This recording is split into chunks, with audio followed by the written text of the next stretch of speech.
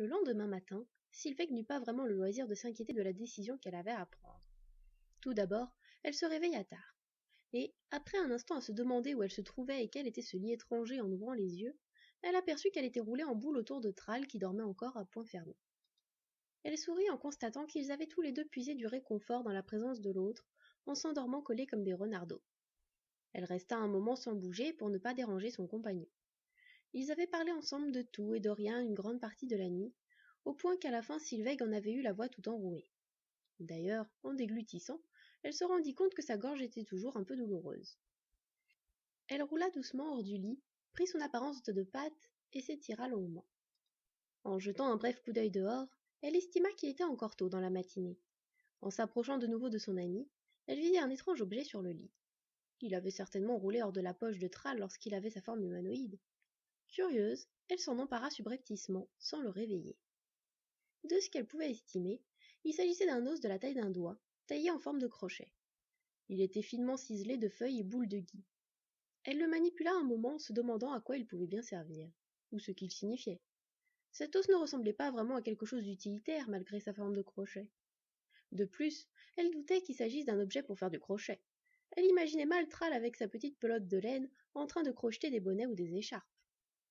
En voulant se diriger vers la fenêtre pour inspecter l'objet à la lumière, Sylvette passa devant la porte. Elle sursauta, oreilles dressées, en entendant un cliquetis et vit le battant s'ouvrir. Elle recula, pensant que quelqu'un allait entrer. Il n'y avait personne. Ses instincts de renard prirent rapidement le dessus sur sa surprise, et elle profita aussitôt de l'occasion. Elle risqua le bout de son nez dans le couloir, et ne voyant pas âme qui vive, s'y aventura, les mains crispées sur l'os sculpté. À pas de velours, elle fit quelques pas en direction d'une porte de l'autre côté du corridor. Comme elle lui tournait le dos, elle ne vit pas le battant de sa chambre se refermer. Sylvette sursauta une nouvelle fois en entendant le clic qui signalait la fermeture. Elle prit une lente inspiration pour calmer les battements de son cœur. Le plus silencieusement possible, elle s'approcha pour coller son oreille à la porte de l'autre côté du couloir, mais cette dernière s'ouvrit comme de son propre chef.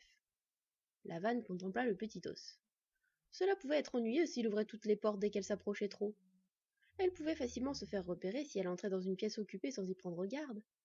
De toute façon, la renarde n'avait pas l'intention de visiter la demeure de Loki. Elle décida de trouver la sortie le plus rapidement possible. Une fois dehors, elle aviserait. Tout en se dirigeant au hasard du corridor, elle pensa brièvement à Thrall, qu'elle avait très envie d'aller chercher pour partir avec lui. À cause du choix cruel que lui avait imposé Loki, elle savait qu'il ne voudrait pas s'enfuir avec elle. La mort dans l'âme, elle le laissa donc à son destin d'esclave éternel, et continua son avancée dans la maison de Laz. Elle se promit néanmoins d'en parler à Odin si elle en avait l'occasion. Elle n'avait pas fait 3 pas supplémentaires que des bruits de pas et de voix la surprirent. Sylvette se précipita vers une porte qui bordait le couloir au hasard. Comme les autres fois, elle s'ouvrit toute seule et la renarde fit quelques pas dans la pièce pour que le battant se referme. Elle tendit l'oreille pour surveiller les pas, mais plus aucun bruit ne parvenait jusqu'à elle. Un frisson la saisit. La renarde réalisa que la température de cette salle était bien inférieure au reste de la demeure. Balayant rapidement la pièce du regard, elle supposa qu'il s'agissait d'une salle des trophées. Des objets plus ou moins exotiques paraient les murs et ornaient les piédestaux un peu de partout. Curieuse, elle commença à visiter l'endroit. Comme il faisait froid, Sylvette supposa que Loki avait entreposé le cœur d'Ul ici, à l'instar de tous ses autres trophées. Elle se mit alors à le chercher, espérant devenir l'héroïne du jour en ramenant le précieux organe à ses compagnons. Elle trouva rapidement un coffret duquel un froid perçant émanait, la faisant encore frissonner. Sans réfléchir, elle se précipita vers la cassette dans laquelle elle supposa que Laz avait transféré l'organe gelé. Le coffre s'ouvrit à son approche, et un souffle glacé en jaillit brutalement, enveloppant la jeune fille. Elle se protégea vivement le visage avec ses avant-bras, tandis que la bourrasque gelée l'enveloppait et allait se heurter en hurlant contre les murs, la fenêtre et la porte. Sylvette se maudit de ne pas avoir pensé que le crochet magique pouvait aussi ouvrir automatiquement les coffres. Après tout, il s'agissait certainement d'un crochet du voleur qui pouvait crocheter toutes les serrures. La pensée qu'il devait y avoir un moyen d'empêcher l'objet d'ouvrir tout et n'importe quoi l'effleura brièvement, bientôt supplantée par l'impression qu'elle allait mourir de froid. Le vent glacial se calma, et le cœur se contenta désormais d'irradier du froid. La renarde avait à peine relevé ses yeux larmoyants que la porte s'ouvrit brusquement. Elle tourna la tête et vit que Loki se tenait dans l'encadrement. Effrayée et oreilles rabattues, elle recula jusqu'au coffret qui contenait le cœur d'Ul. Celui-ci lui glaçait le dos autant que la présence de l'alce voleur. « Tiens donc, Tu as réussi à sortir de la chambre que j'avais généreusement mise à ta disposition, lui dit-il d'un ton mielleux. Où j'étais prisonnière, précisa Sylvec d'une voix blanche. Invitée, corrigea Loki. Mais ce n'est qu'une question de formulation. Je constate que tu as aussi mis la main sur le cœur d'Ul. J'ai toujours apprécié la ruse dont faisaient preuve les renards. Tu ne fais pas exception à la règle. As-tu pris une décision? Une décision? Répéta-t-elle un peu perdue. Concernant le fait de laisser la vie sauve à tes amis ou de la leur prendre, lui rappela Laz d'une voix de velours. Oh!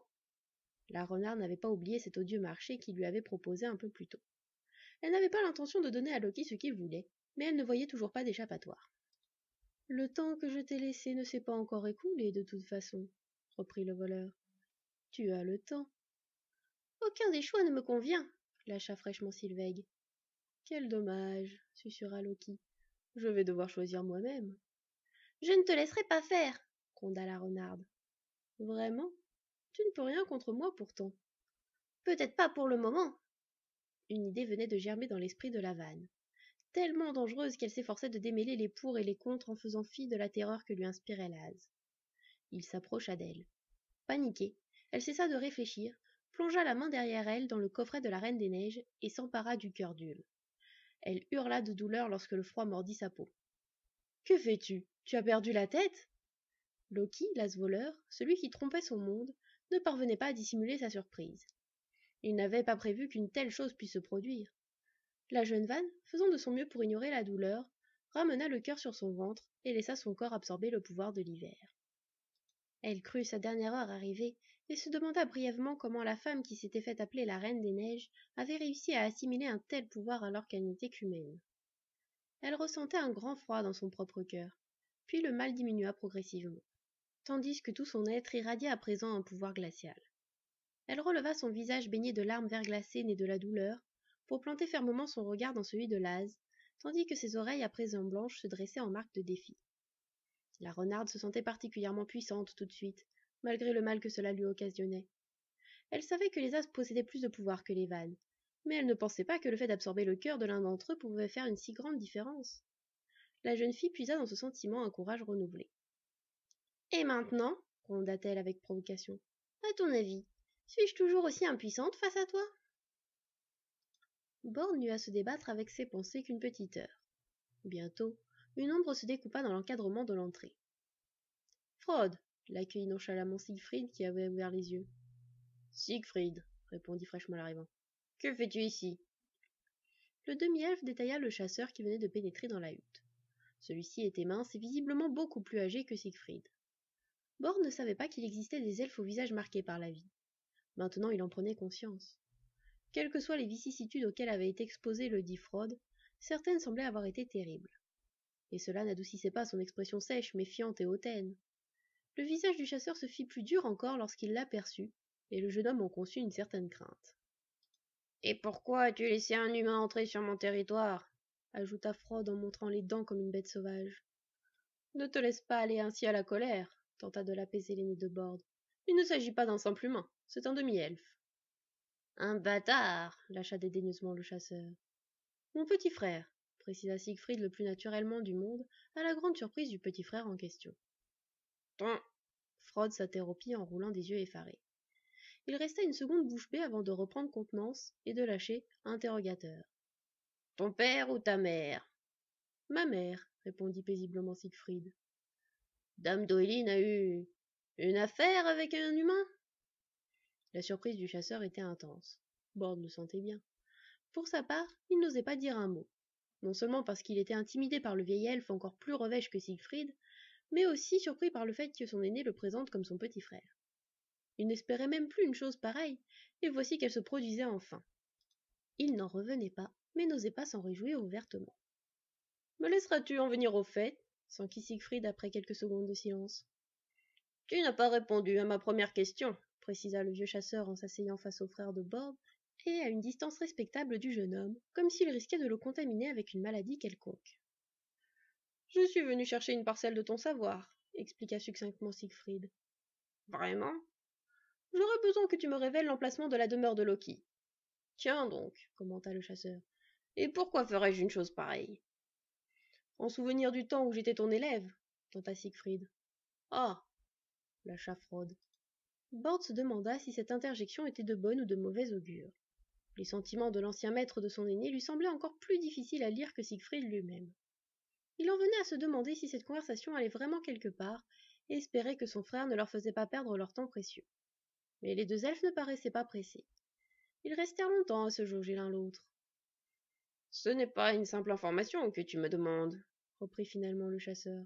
« Cela dépend de quel point de vue on se place, » rétorqua doucement Siegfried. « Ce n'est rien de plus qu'une indication à mes yeux. »« Une indication sur les secrets d'un as, » précisa le chasseur. « Ce n'est pas quelque chose que l'on dévoile à la légère. Je vais devoir te demander pour quelle raison tu as besoin de connaître le lieu de résidence de Loki. » Siegfried resta silencieux quelques minutes.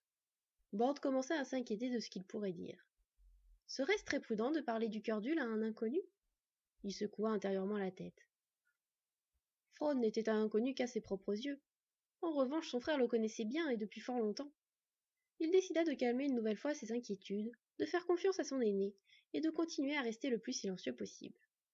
Il craignait que le moindre bruit de sa part ne mette de nouveau l'irascible chasseur en colère, et il ne voulait pas que son frère soit fâché après lui pour avoir réduit ses efforts à néant.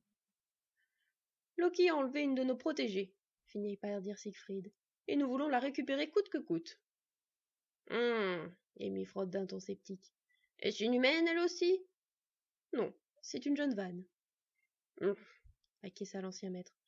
Cela reste très risqué de s'aventurer sur les terres du voleur et de s'interposer entre les chamailleries entre Van et Az, même pour un but aussi louable que de sauver une pupille, si tel est vraiment ce que tu recherches. C'est le cas, insista le grand frère de Bord. Pour aller la tirer des griffes de Loki, nous sommes prêts à tout. Je vois dans ton regard que tu es effectivement prêt à tout, remarqua le chasseur. Tu dois vraiment beaucoup apprécier cette petite. Siegfried concéda un bref hochement de tête pour acquiescer. Eh bien soit, reprit Frode. Je veux bien t'indiquer comment trouver la demeure de Loki, le voleur. Mais ce n'est pas un secret que je suis prêt à dévoiler en présence d'un bâtard humain. Il s'agit de mon frère, grinça l'aîné de Bord. J'ai du mal à te reconnaître, déplora le chasseur. Tu étais le premier à dénigrer les humains lorsque tu vivais encore parmi nous. Je ne les apprécie toujours pas, précisa Siegfried. Pourtant, il semblerait le contraire, insista Frode. Il n'est pas un simple humain, comme je te l'ai déjà dit. Il s'agit de mon frère, et il a une part elfique, tenta de se justifier l'ancien élève. Il n'en a pas moins une part humaine. Elle est largement contrebalancée par sa part elfique, rétorqua Siegfried. Ce n'est jamais suffisant, asséna le chasseur. La part d'humain le corrompt. Le frère de Bord se sentit fort agacé d'entendre cette phrase, dont il avait souvent répété des variantes lui-même de la bouche d'un autre. Il se sentait tiraillé entre le fait d'obtenir des informations le plus rapidement possible et son amour-propre qui lui soufflait de ne pas abandonner l'argumentation aussi facilement que cela. « C'est bon, intervient le demi-elfe. Sig, ce n'est pas grave, je vais attendre dehors, d'accord ?» Siegfried se débattit encore intérieurement pendant quelques secondes, puis il adressa un hochement de tête en signe d'assentiment à son cadet. Ce dernier se glissa hors de la cabane avec un certain soulagement. L'atmosphère elfique était trop pesante pour lui. Une fois qu'il eut disparu, le chasseur lâcha un son bref qui pouvait s'apparenter à un rire. « Même lui connaît sa place, déclara-t-il à Siegfried. Ne redis plus jamais une chose pareille, le menaça l'aîné. Mais parlons plutôt de Loki. J'ai besoin de savoir ce que tu sais. Soit. Frode se dirigea vers un coin de la pièce et ouvrit un tiroir. Il en sortit un étrange os sculpté de gui en forme de crochet. Je te présente le crochet du voleur. Il est de sa propre fabrication, et il permet de dissiper ses illusions. Personne ne peut trouver ses terres sans cela. C'est un as présomptueux. Il ne tient pas le compte de ces petits artefacts. Tous ses serviteurs en sa demeure en possèdent un. Bien sûr, je ne dis pas que lui en dérober un est une chose facile. Il y a de nombreuses années, un parent à moi a quand même réussi à se procurer celui-là. Il semblerait que Loki n'ait jamais remarqué qu'il lui en manquait un. Depuis, nous autorisons quelques incursions sur ces terres protégées d'illusions pour chasser, lorsque le gibier se fait rare ailleurs. C'est stupéfiant, commenta platement Siegfried. Tu montres mal l'enthousiasme, lui signala le chasseur. Et pourtant, je suis vraiment impressionné. Bref, balaya Frode. Comme je te connais, que je connaissais Doeline et que ton affaire paraît importante, j'accepte de te le prêter le temps qu'il faudra. Mais n'oublie pas de me le rendre ensuite, sinon je te chasserai jusqu'au bout de la terre s'il le faut. Bien sûr, acquiesça Siegfried. Je ne m'attendais pas à ce qu'il en soit autrement. Très bien, je te le confie. Le frère de Bord examina le petit objet. Il sentait effectivement qu'il en émanait une forme de pouvoir. Il trouvait que Loki était bien provoquant d'avoir gravé ou fait graver du gui sur ces petits objets. Pour ce qu'il en savait, le monde entier connaissait l'histoire de Loki qui avait provoqué la mort de Lasbaldr à cause du gui. Le voleur était de nature fanfaronne et sans aucun scrupule. Cela ne l'étonnait donc pas outre mesure. Il était conscient que son cadet et lui avaient affaire à forte partie. Mais cela avait déjà été le cas lorsqu'il s'était retrouvé face à Hul dans sa forêt d'If. Celui-ci était un illuminé et Loki un fourbe, aussi dangereux l'un que l'autre, chacun à leur manière. Je te remercie, déclara pompeusement Siegfried. Comment cet objet fonctionne-t-il? Ce n'est pas compliqué, même un humain pourrait y arriver. Regarde le bout incurvé du crochet. Pour dissiper les illusions, il suffit de le tourner. Simple, en effet. Ne laisse pas ton frère mettre la main dessus. Cet artefact est sacré pour ma famille. Cet objet ne me quittera pas, lui assura Siegfried en décidant de laisser passer le fait que Frode avait encore failli traiter son cadet de bâtard. Maintenant, dans quelle direction devons-nous nous rendre pour retrouver la demeure de Loki?